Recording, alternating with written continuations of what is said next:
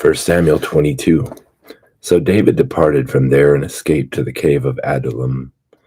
And when his brothers and all his father's household heard of it, they went down there to him. And everyone who was in distress, and everyone who was in debt, and everyone who was discontented gathered to him, and he became captain over them. Now there were about 400 men with him. And David went from there to Mizpah of Moab. And he said to the king of Moab, "Please let my father and my mother and come and stay with you until I know that God will do what God will do for me." And then he left them with the king of Moab, and they stayed with him all the time that David was in the stronghold. And the prophet of Gad said to David, "Do not stay in the stronghold. Depart and go into the land of Judah." So David departed and went into the forest of Hereth. Then Saul heard that David and the men who were with him had been discovered. Now Saul was sitting in Gibeah under the tamarisk tree on the height with his spear in his hand, and all his servants were standing around him. And Saul said to his servants who stood around him, "Hear now, O Benjamites, will the son of Jesse also give to all of you fields and vineyards? Will he make you all commanders of thousands and commanders of hundreds? For all of you have conspired against me, so that there is no one who discloses to me when my son makes a covenant with the son of Jesse. And there is none of you who is sorry for me or discloses to me that my son has stirred up my servant against me to lie in ambush, as it is this day." Then Doeg the Edomite, who was standing by the servants of Saul, answered and said, "I saw the son of Jesse coming to Nob, to Ahimelech the son of Ahitub. And he inquired of the Lord for him, gave him provisions, and gave him the sword of Goliath the Philistine."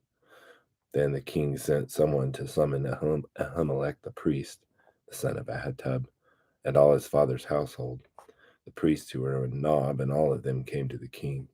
And Saul said, "Listen here now, son of Ahitub." He answered, "Here I am, my lord." Saul then said to him, "Why have you and the son of Jesse conspired against me, in that you have given him bread and a sword, and have inquired of God for him, that he should rise up against me by lying in ambush, as it is this day?"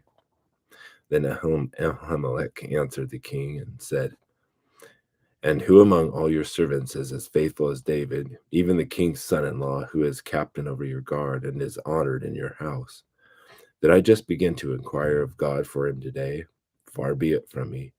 Do not let the king impute anything to his servant or anything of the household of my father, for your servant knows nothing at all of this whole affair."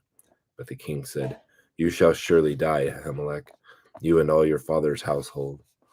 And the king said to the guards who were attending him, "Turn around and put the priest of the Lord to death, because their hand also is with David, and because they knew that he was fleeing and did not reveal it to me." But the servants of the king were not willing to put forth their hands to attack the priests of the Lord. Then the king said to Doeg, "You turn around and attack the priest." And Doeg the Edomite turned around and attacked the priest, and he killed that day 85 men who wore the linen ephod. And he struck Nob, the city of the priests, with the edge of the sword, both men and women, children and infants, also oxen, donkeys, and sheep. He struck with the edge of the sword.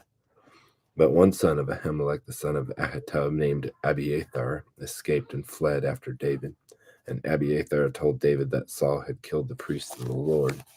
Then David said to Abiathar, "I knew on that day, when Doeg the Edomite was there, that he would surely tell Saul. I have brought about the death of every person in your father's household. Stay with me. Do not be afraid, for he who seeks my life seeks your life, for you are safe with me."